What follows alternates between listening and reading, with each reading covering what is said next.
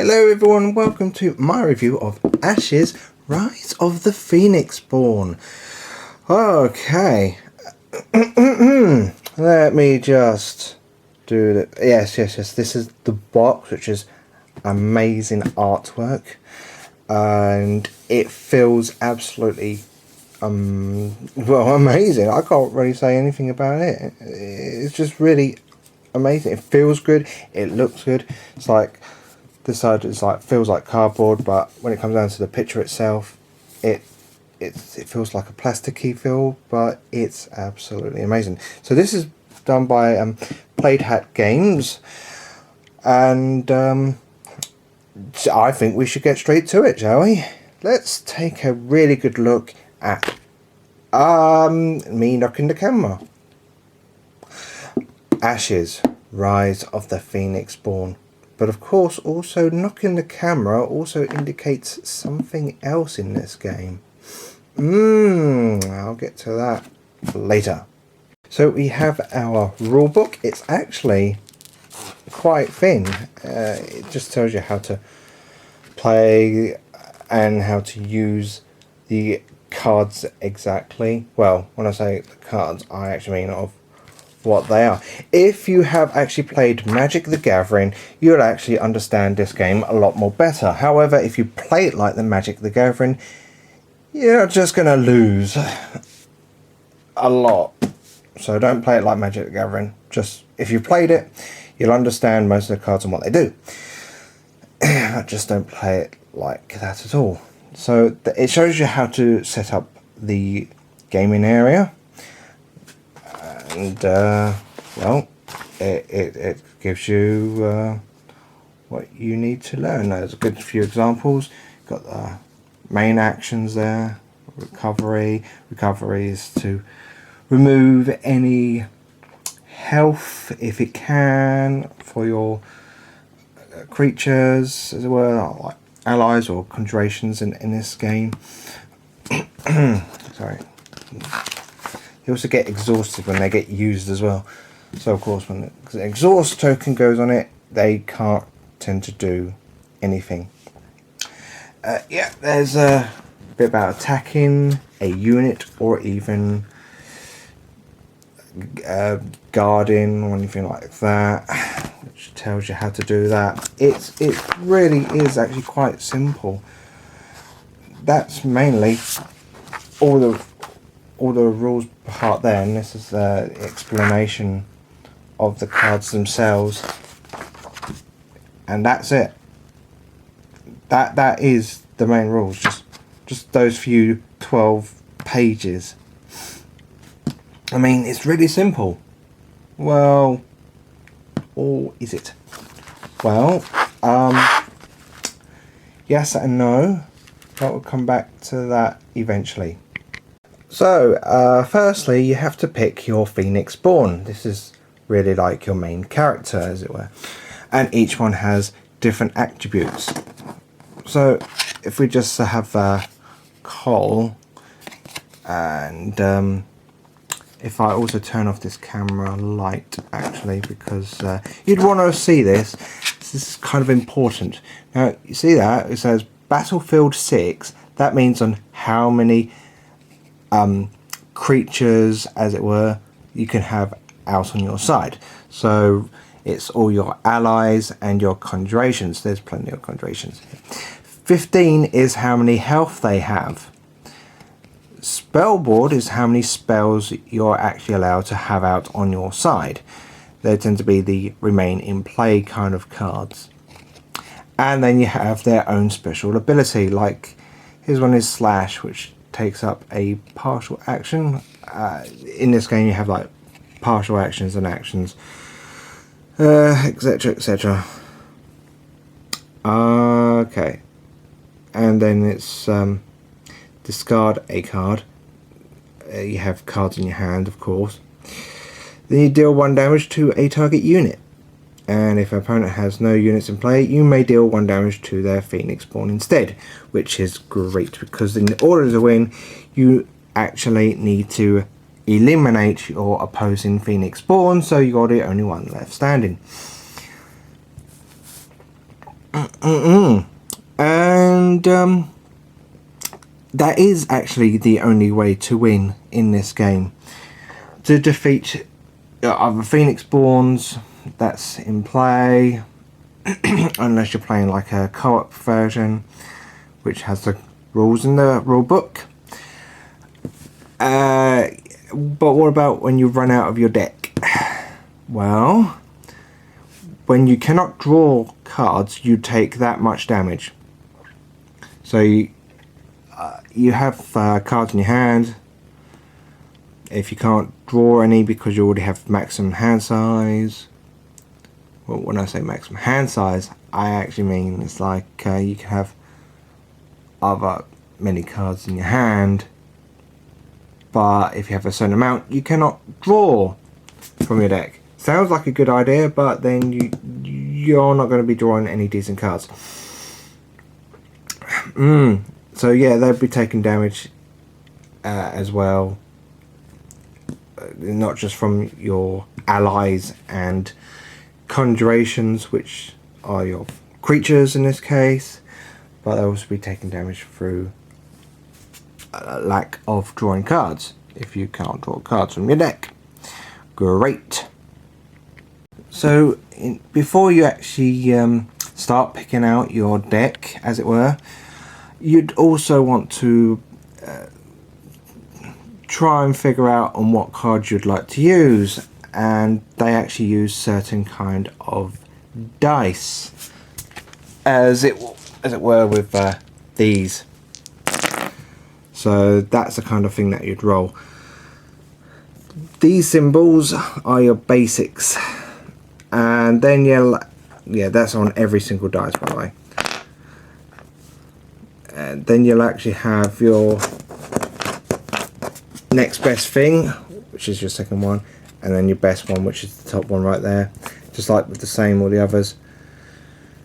And when you're using them, you can actually change to use them what they want.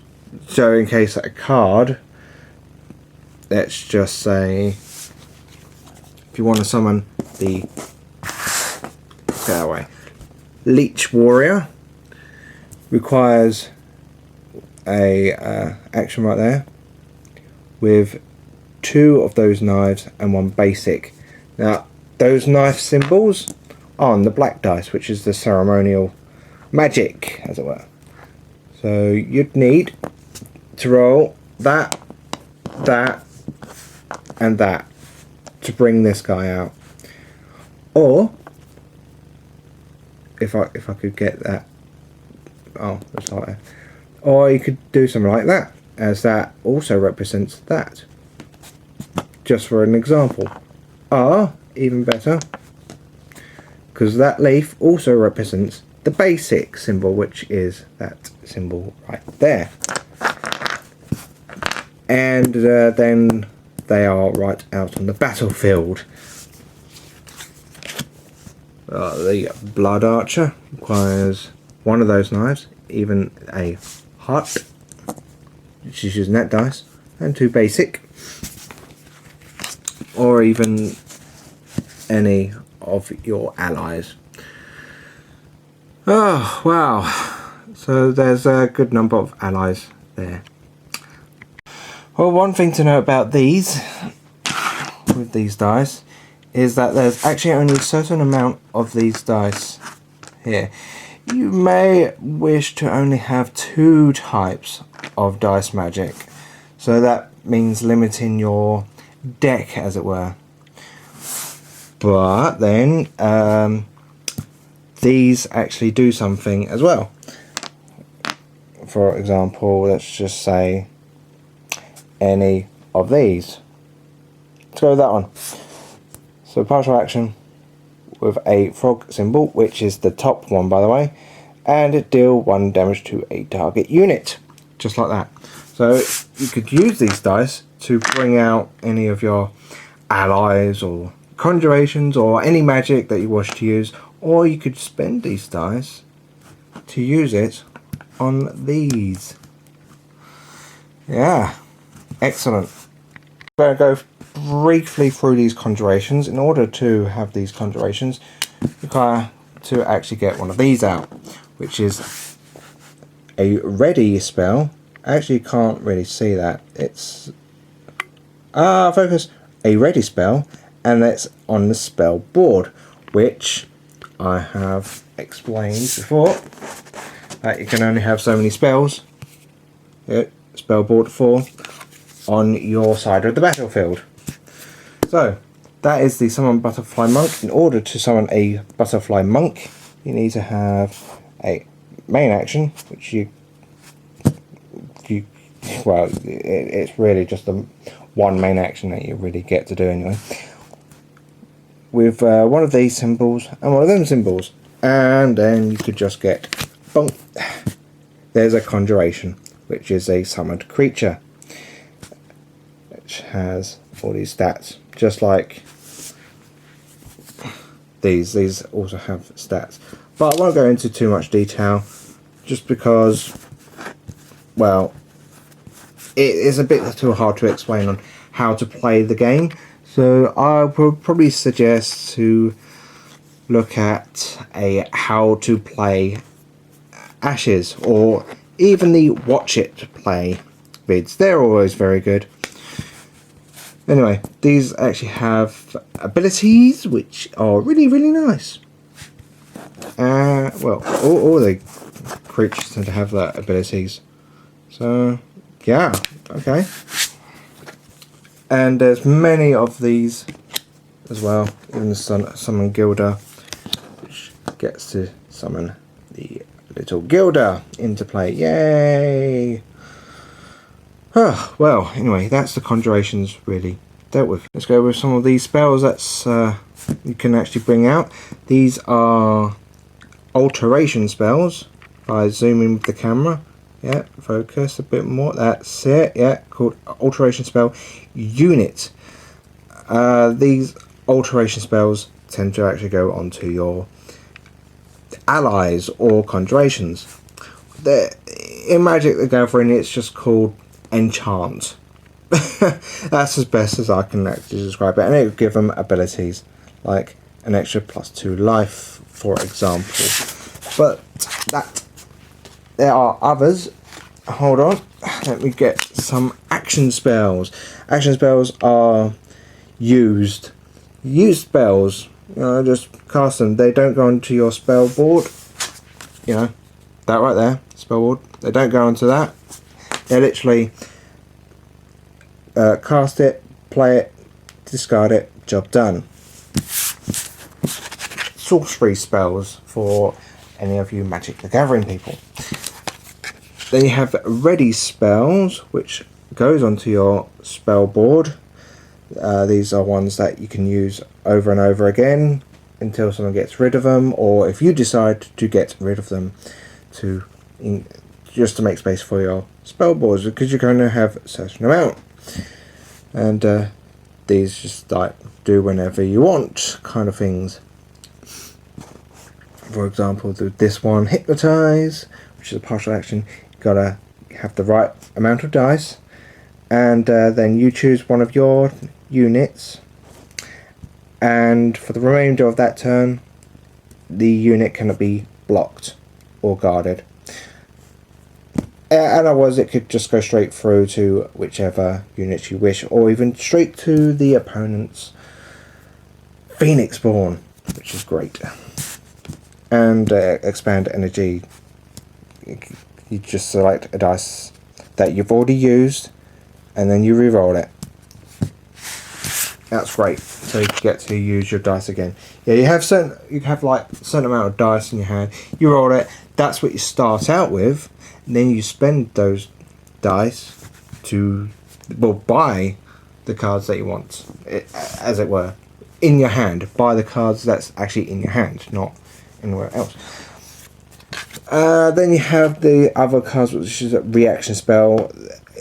For those of you that's wondering what a reaction spell is, call it a a counter spell or instant spell, interrupt spell, anything like that. So yeah, it just happens when something else happens. Great, simple, job done. One thing to note is that each of these phoenixborns actually have special cards to go with them. When I say special cards, I mean they've got cards that only they can have. As with these Ashes, Rise of Phoenixborn, you create a deck, which is really interesting. So all the cards aren't with anyone apart from their own certain cards. For example, Saria, she has the Summon Raven, well, Summon Seaside Raven. As you can see here, that is her picture right there. It's in that corner. Only she can actually have that card, no one else can. And there's the Seaside Raven, which, yet again, that's hers. Only she can have this, no one else can. And, well, like I said, all of the Phoenixborns actually has their own special cards. Not many, but that's it. You don't actually have to have their special cards though. But it's quite nice to have them. Anyway, well, have no fear, because with this book, again, back on its page, it actually gives you example decks, pre-built suggestions, yes. And there you go, it gives you the ideas of what you should have in the dice wise. You always have 10 dice, and cards, dice, and cards for everyone. So that's just 6 examples of what you can actually go for. I would probably recommend, if my camera can actually be better, I would actually recommend of going for these pre-built suggestions, just so you can actually get a hang of the game, because that's what it's really all about. There you go, talk about drafting. You don't need to really read that at all. I mean, drafting is just wow. Okay. Yeah. Then you have your nice glossary if you want to read up some of the rules again. Like, what does that ability do? Oh, yeah, on both pages. And there's a little advert for Dead of Winter, which is a great game as well. And the back of the book to give you more symbol guides and index, which is great. Everyone needs an index. And that's really all about it, really. I would literally suggest a watch it play video, because, well, they're awesome. The built ones are good starters. The length of the games, however, can be quite difficult. We've played this a few times, and I can definitely tell you it can take quite a while, because when it comes down to turns, if someone takes their turn, does an action and a side action if they want to, then it goes to the next person and the next person. If someone decides to go, right, they're going to pass instead of doing no actions, that means that's their turn over. And if someone else does pass, that's their turn over. If someone else does something, then it goes back to that person who did that pass. If it gets round to them, that is. Maybe they might have 4 players, for example. So if there's someone says, let's go for 3 players. So someone says pass, someone does an action, and maybe even a partial action. Then that person, that one that passed, can actually do something if they want to. If all of them passes, that's the round over. Then everyone does any recovery and all that stuff. It's a back and forth. It's very difficult, because you don't want to do an all-out attack, because that leaves you all open to every single attacks, and it's a paranoid game, really. And it can take forever, which is the downside of the game. It can take quite some time, because really it's like everyone's a little bit more paranoid of, this person does this, then I would like to do that, but I don't know if I want to do that anyway. Oh, well, anyway, I do actually like the game. It's so hard to explain it. Strategic. I would give it a 7.5 out of 10. I love the artwork. I like the idea of the game. I'm fine with the pre-built decks. If you want to build your own, that's great, because I love actually playing Magic anyway, and so building decks is great, and it's quite fun. Gives you more of ideas of what you yourself want to have, but it's all about how much time it can use up. That's the only downside of the time, because it's not a quick game, that's for sure. Well, anyway, that's it for now. Until next time, thank you very much. Yeah, so until next time, bye.